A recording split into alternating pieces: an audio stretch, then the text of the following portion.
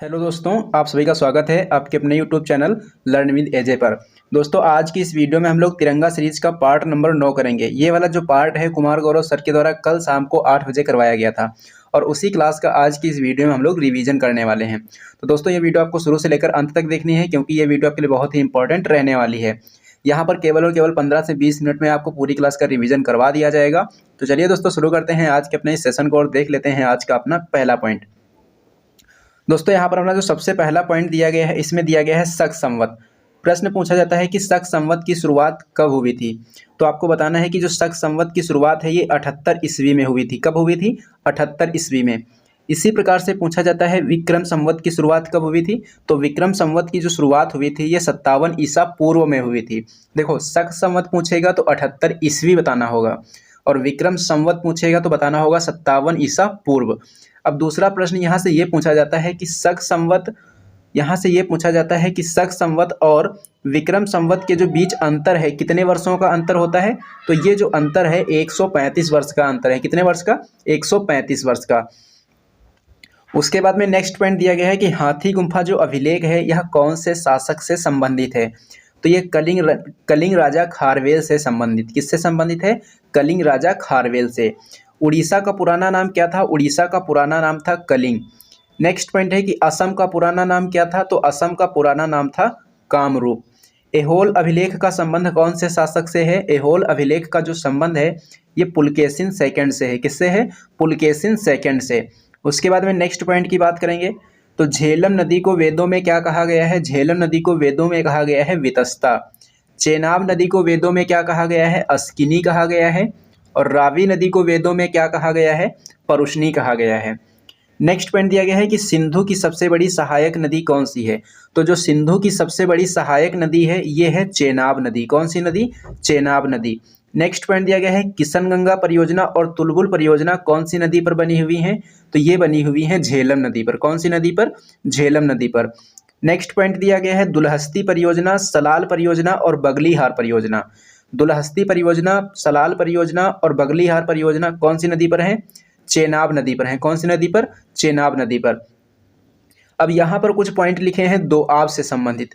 दोआब क्या होता है? दो नदियों के बीच का जो क्षेत्र होता है क्या कहलाता है? दोआब कहलाता है। तो जो रचना दोआब है कौन कौन सी नदियों के बीच में है? ये रावी और चेनाब के बीच में है। इसी प्रकार से छेज दोआब कौन कौन सी नदियों के बीच में है? झेलम और चेनाब के बीच में।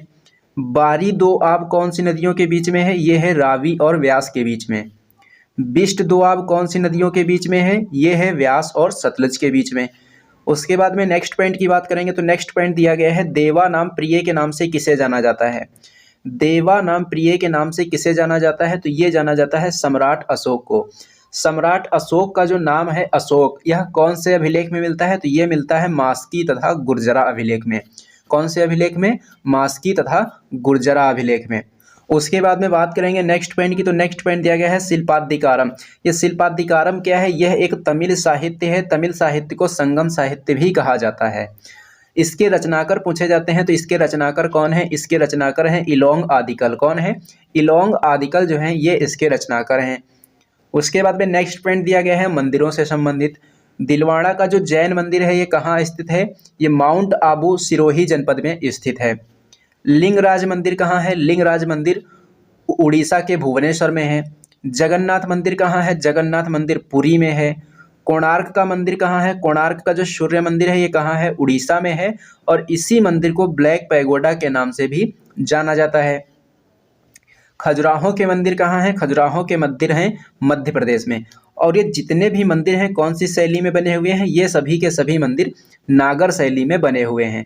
उसके बाद में नेक्स्ट पॉइंट की बात करेंगे तो नेक्स्ट पॉइंट यहाँ पर दिया गया है एलोरा कैलाश मंदिर। एलोरा जो कैलाश मंदिर है ये कहाँ है? ये महाराष्ट्र में। कहाँ है? महाराष्ट्र में। और इसे कौन से वंश के शासक ने बनवाया थे? राष्ट्रकूट वंश के शासक कृष्ण प्रथम ने इसको बनवाया था। उसके बाद में नेक्स्ट पॉइंट देखेंगे रथ मंदिर। रथ मंदिर किसने बनवाया था? ये पल्लव वंश के शासकों ने बनवाया था। महाबलीपुरम में है और इन्हीं मंदिर को सप्त पैगोडा के नाम से जाना जाता है। उसके बाद में नेक्स्ट पॉइंट है, नेक्स्ट पॉइंट दिया गया है कांची। कांची कैलाश मंदिर कहाँ है? कांची कैलाश मंदिर जो है ये तमिलनाडु में है और बृहदेश्वर मंदिर कहाँ है? बृहदेश्वर मंदिर तंजावुर तमिलनाडु में है। कहाँ है? तंजावुर तमिलनाडु में। और ये कौन से वंश के शासक ने बनवाया था? चोल वंश के शासक ने इस मंदिर को बनवाया था। उसके बाद में नेक्स्ट पॉइंट दिया गया है यात्रियों से संबंधित। ये जो अब्दुल रज्जाक है, अब्दुल रज्जाक किसके दरबार में आया था? ये देवराय सेकंड के दरबार में आया था। मेगास्थनीज किसके दरबार में आया? चंद्रगुप्त मौर्य के दरबार में आया था। और इसका एक बहुत ही महत्वपूर्ण ग्रंथ है जिसका नाम है इंडिका। इंडिका किसका ग्रंथ है? मेगास्थनीज का। फाहियान कौन था? फाहियान एक चीनी यात्री था और ये चंद्रगुप्त फर्स्ट के दरबार में आया था। हुएनसोंग किसके समय में भारत आया? हर्षवर्धन के समय में भारत आया था और इसका एक यात्रा वृत्तांत है जिसका नाम है सी यू की। अलबरूनी किसके साथ भारत आया था? अलबरूनी जो है ये महमूद गजनवी के साथ में भारत आया था और इसी का एक ग्रंथ है बहुत महत्वपूर्ण, तहकीक-ए-हिंद। तहकीक-ए-हिंद किसका है? अलबरूनी का है। उसके बाद में नेक्स्ट पॉइंट दिया गया है मार्को पोलो। मार्को पोलो कहाँ से आया था? मार्को पोलो आया था इटली से। कहाँ से आया था? इटली से आया था। और कौन से वंश के दौरान? पांड्य वंश के दौरान। और इसे मध्यकालीन और इसे क्या कहते हैं? और इसे कहा जाता है मध्यकालीन यात्रियों का राजकुमार। मध्यकालीन यात्रियों का राजकुमार किसे कहते हैं? मार्को पोलो को कहते हैं। इब्न बतूता किसके समय आया था? तो इब्न बतूता जो है ये मोहम्मद बिन तुगलक के समय में भारत आता है। कहाँ से आता है? मोरक्को से। और इसी की एक पुस्तक है कौन सी? रहला पुस्तक जो है किसकी है? इब्न बतूता की है। नेक्स्ट पॉइंट दिया गया है निकोलो कोंटी। निकोलो कोंटी किसके दरबार में आया था? देवराय फर्स्ट के दरबार में आया था। और अब्दुल रज्जाक पूछेगा तो देवराय सेकंड के दरबार में। हॉकिंस भारत कब आया था? हॉकिंस भारत आया था 1608 में और ये जहांगीर के दरबार में गया था। किसके दरबार में? जहांगीर के दरबार में। टॉमस रो भारत कब आया था? ये 1613 में आया था और किसके दरबार में आया था? जहांगीर के दरबार में। नेक्स्ट पॉइंट यहाँ पर दिया गया है छत्रपति शिवाजी से संबंधित। तो छत्रपति शिवाजी से संबंधित जो क्वेश्चन पूछे जाएंगे, सबसे पहले ये पूछा जाएगा कि छत्रपति शिवाजी का जो राज्याभिषेक है कहाँ हुआ था? इनका राज्याभिषेक हुआ था रायगढ़ के किले में। कहाँ हुआ था? रायगढ़ के किले में हुआ था। कब हुआ था? 1674 ईस्वी में। कब हुआ था? 1674 ईस्वी में। इन्हीं के दरबार में अष्टप्रधान रहते हैं। ये जो अष्टप्रधान है किसके दरबार में थे? छत्रपति शिवाजी के दरबार में। अब ये जो अष्टप्रधान थे इन्हीं में से एक पद होता था प्रधानमंत्री का। तो प्रधानमंत्री का जो पद होता था उसे क्या कहा जाता था? उसे कहा जाता था पेशवा। इसी प्रकार से वित्त मंत्री का पद था तो वित्त मंत्री को क्या कहते थे? अमात्य कहते थे। इसी प्रकार से दबीर या सुमंत हुआ करता था और दबीर या सुमंत कौन हुआ करता था? ये विदेश मंत्री होता था।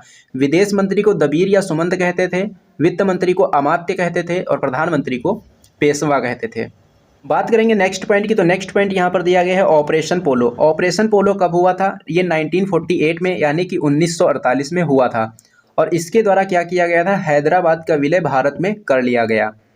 नेक्स्ट पॉइंट है कि सर्वप्रथम भारत आने वाले यूरोपियन कौन थे? तो ये थे पुर्तगाली। सबसे पहला पुर्तगाली यात्री कौन था? ये वास्को डिगामा था। ये भारत कब आया था? ये आया था 1498 ईस्वी में।